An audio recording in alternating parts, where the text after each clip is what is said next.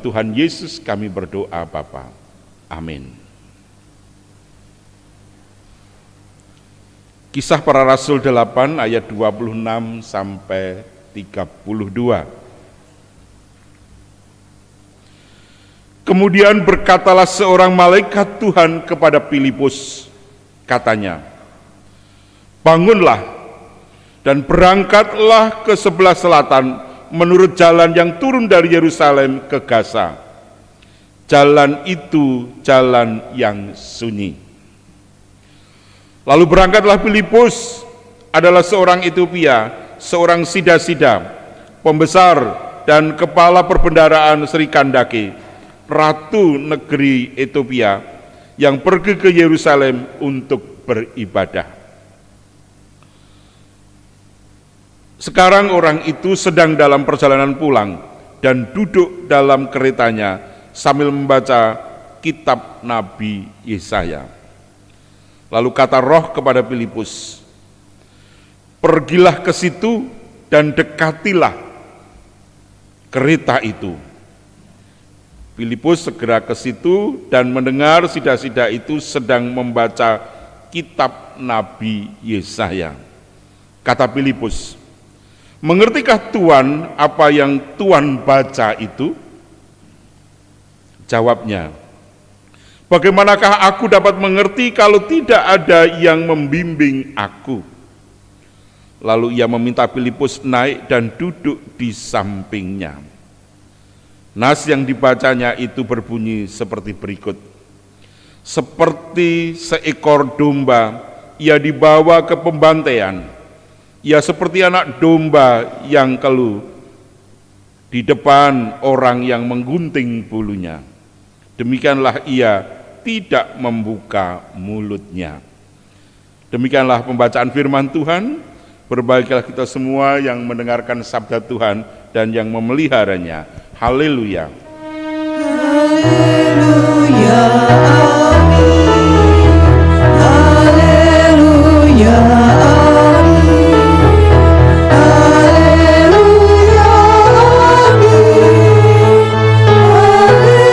Haleluya, amin.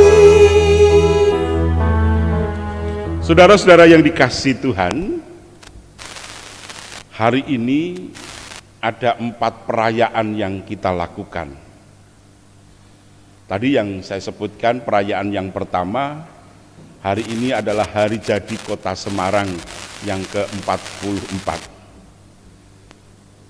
Sekarang bertanyalah kepada diri Anda sendiri-sendiri, apakah saya sebagai warga Kota Semarang sungguh mencintai Kota Semarang atau tidak? Pertanyaannya sederhana, apakah saya sudah pasang bendera merah putih atau tidak? Gitu ya. Jadi kalau saudara belum pasang bendera merah putih, berarti saudara belum mencintai Kota Semarang dengan sungguh, gitu loh ya kan?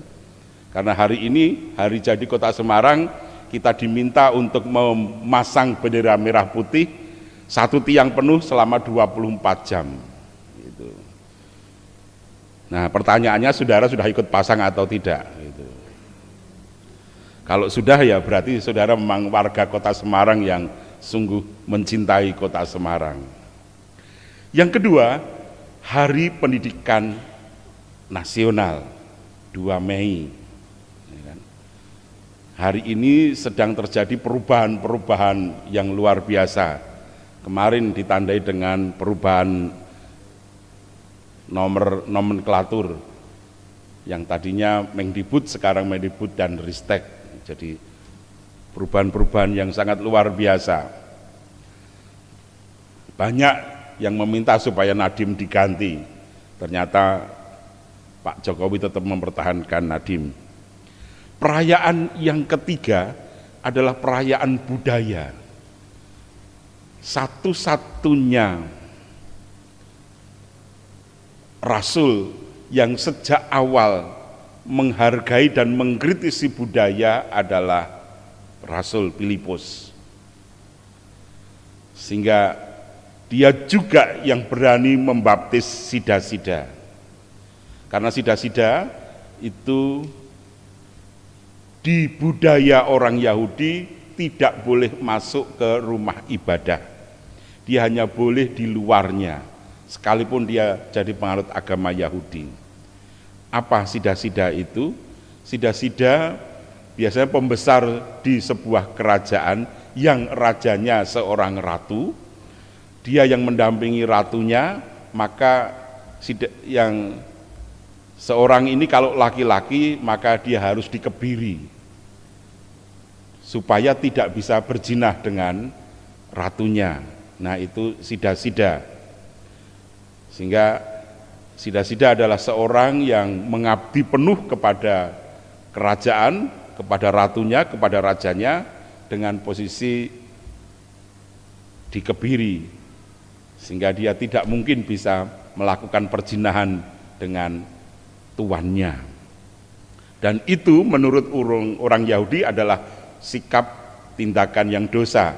Kalau ia bertobat tetap tidak boleh ikut ibadah di rumah Tuhan, di bait Allah, hanya di luarnya saja. Dan perayaan yang keempat adalah perayaan di mana kita memasuki masa Pentakosta. Dalam 1 bulan ini penuh kita berada dalam masa Pentakosta. Maka nanti hari ini pembukaannya, setiap renungan Selasa pagi dan renungan Rabu malam, semua materi diambil dari bahan masa Pentakosta. Saudara-saudara, dari keempatnya itu ada kesamaan. Apa kesamaannya? Semuanya berkiprah, berkiblat, mengkritisi masalah kebudayaan. Kita lihat Filipus, siapa tahu Filipus itu? Filipus adalah seorang rasul Tuhan yang lahir di Betsaida dan kemudian tahun 80 dia mati di Hierapolis dalam posisi disalib dengan kepala di bawah. Kenapa dia disalib? Karena dia menentang budaya Helenisme. Budaya Helenis, budaya Yunani. Karena menurut Filipus, budaya Yunani itu tidak bermoral. Kenapa tidak bermoral? Panjenengan bisa mirsani, sampai hari ini patung-patung di masa Helenis, di masa kejayaan Yunani pada abad pertama Masehi, itu semua telanjang. Semuanya telanjang. Makanya Filipus mengatakan itu orang Yunani itu orang yang terpelajar, pinter. Karena Yunani menghasilkan banyak teolog, juga banyak tokoh-tokoh pendidikan, ya kan? Yang luar biasa. Hampir tokoh-tokoh psikologi pendidikan itu semuanya dari orang Yunani. Tetapi dia tidak bermoral. Buktinya apa? Dia mengembangkan budaya dengan suasana seperti itu, sehingga patungnya hampir semuanya telanjang. Nah, baru nanti di masa budaya Eropa diperhalus. Inilah yang disebut aliran yang natural, yang natural, yang asli gitu. Nah, tetapi itu abad ke-15 kemudian Filipus akhirnya harus meninggalkan 6 anggota keluarganya, 1 istri, kemudian 2 menantu, 2 anak, gitu ya, dan cucunya. Akhirnya dia berpisah karena harus disalib dengan posisi digantung kayak begitu. Itulah Filipus. Maka dia sudah berani membaptis sida-sida, dia berani menentang itu, dan akhirnya dia harus berakhir pelayanannya di tiang salib. Nah, saudara yang dikasihi Tuhan, bagaimana dengan kita hari ini ketika kita merayakan Hari Pendidikan Nasional, tidak terlepas pergulatan Sultan Takdir Ali Sabana. Masa itu ada yang saya mencoba mengingat, ada manifest kebudayaan di sekitar tahun 30-an. Nanti kalau salah ya dibetulkan, saya hanya ingatan aja. Manifest kebudayaan tahun 30-an itu terjadi pertentangan antara Ki Hajar Dewantara dengan Sutan Takdir Ali Sabana. Kita tahu tokoh-tokoh ini yang menghasilkan budaya yang luar biasa, ada Layar Terkembang, Armin Pane, kemudian Siti Nurbaya oleh STA. Jadi buku-buku, novel, cerita, dan sebagainya pada masa tokoh-tokoh ini luar biasa. Nah, Sutan Takdir Ali Sabana di dalam pidatonya, dalam orasinya di Manifest Kebudayaan itu, sekitar tahun 1930-an, 2 tahun setelah Sumpah Pemuda, ia mengatakan bahwa kalau Indonesia nanti setelah merdeka ingin segera maju, maka dia harus berkiblat kepada Eropa. Kalau tidak, maka Indonesia akan tetap terpuruk. Tetapi Ki Hajar Dewantara menentang. Sutan Takdir Ali Sabana itu tampangnya tampang Indonesia, bukan tampang Eropa, tapi pikirannya ke Eropa-Eropaan, dan itu tidak akan bisa membawa damai, tidak membawa sejahtera. Tetapi karena kita ini tampangnya orang Indonesia, orang Jawa, mari yang tetap orang Jawa biarlah dia juga pakai budaya Jawa, tetap orang Sumatera biarlah tetap pakai budaya Sumatera, tetapi pola pikir kita harus Indonesia, bukan Barat. Karena Ki Hajar Dewantara memberikan contoh, kalau pola pikirnya orang Eropa itu menjadikan kemajuan, harusnya Eropa sudah jauh lebih maju daripada sekarang. Kalau orang Timur Tengah pola pikirnya itu pola pikir yang seperti Timur Tengah, dia tetap mengenang dan menghargai budaya, maka dia harusnya lebih maju lebih dulu karena orang Timur Tengah mengenal kekerasan lebih jauh. Demikian juga kita. Maka sekarang kita orang Indonesia dalam proses pendidikan itu harus berani mengedepankan budaya Indonesia, dan Ki Hajar Dewantara memberikan 3 hal yang pokok yang kita kenal itu ing ngarsa sung tulodo, ing madya mangun karsa, nah, tutwuri ambebayani, ya gitu. Itu yang ada. Jadi akhirnya itulah pergulatan yang terjadi. Makanya apa yang hari ini tema kita ini sangat sederhana bacaannya, tetapi temanya luar biasa, bersama Yesus berbuah kemenangan dan keberanian bersaksi.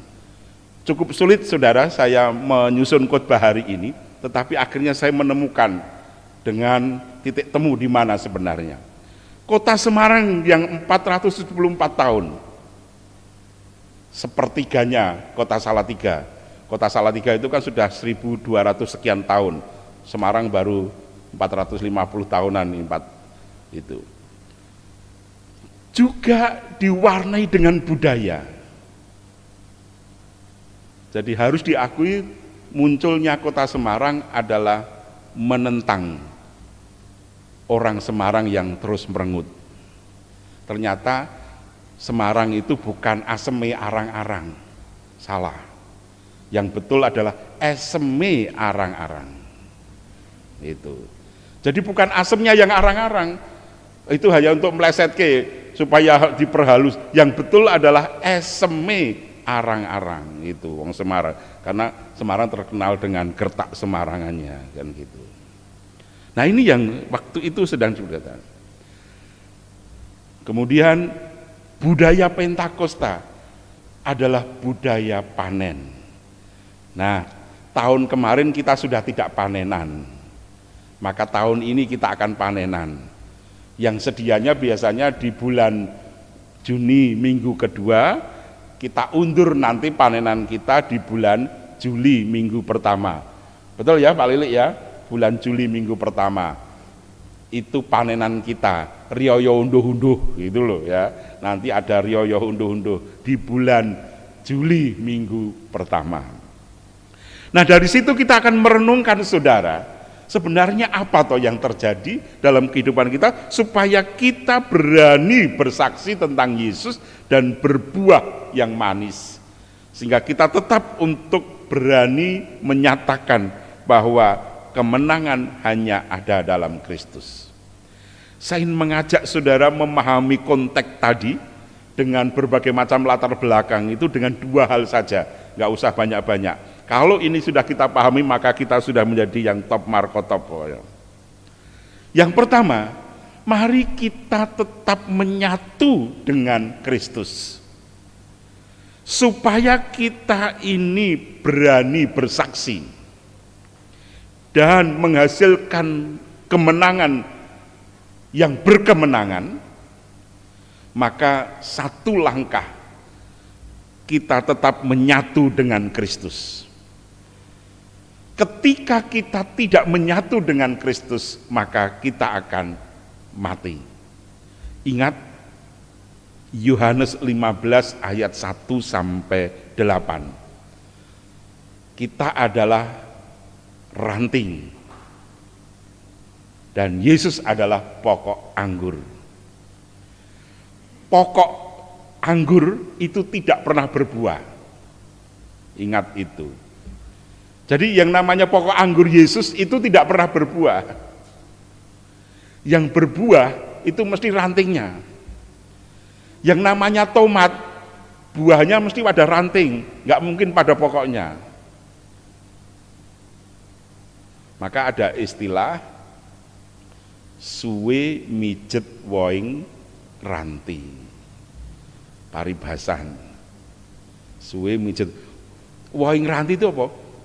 Wowohan buah-buahan yang banyak pada rantingnya. Lombok, tomat, ya kan? Terong pokak gitu. Nah, di sini yang Timur Tengah adanya pohon anggur gitu. Jadi itu pekerjaan yang gampang. Istilahnya suwe mijet woing ranti itu adalah melakukan pekerjaannya. Karena yang namanya woing ranti itu mesti cendek. Sak dhuwur-dhuwur wit ranti itu isih luwih cendek tinimbang aku gitu loh ya. Jadi saya pun dengan gampang bisa nyekeli kuwi gitu loh. Jadi kita akan melakukan pekerjaan yang gampang dan berhasil. Itu peribahasa suwe mijet woing ranti. Nah, bagaimana itu bisa kita lakukan dalam konteks kita hari ini kalau kita tetap menyatu di dalam Kristus? Ranting-ranting pohon anggur itu tidak akan mengeluarkan buah kalau tidak menyatu dengan pokoknya. Tapi pokoknya juga adil. Ya wis ben sing metu wae ben ranting ben cabang saya aja. Makanya dia hanya mensuplai makanannya. Pokoknya hanya mensuplai makanannya. Kita yang diminta untuk berbuah. Tuhan Yesus mensuplai kebutuhan kita, memberkati segala keperluan kita, Yesus. Maka sampai hari ini itu sepi. Gitu. Sekarang yang tertanam di sana tinggal ranjau-ranjau saja. Karena di mana-mana maka ditulisi danger semuanya itu. Nah, itulah yang terjadi, saudara. Nah, ketika Filipus berani melewati itu, dia bertemu dengan sida-sida. Dan kemudian oleh kuasa roh dia berhadap ini tentang makna kitab Yesaya yang dibaca, maka disitulah terjadi perjumpaan antara Tuhan Yesus dengan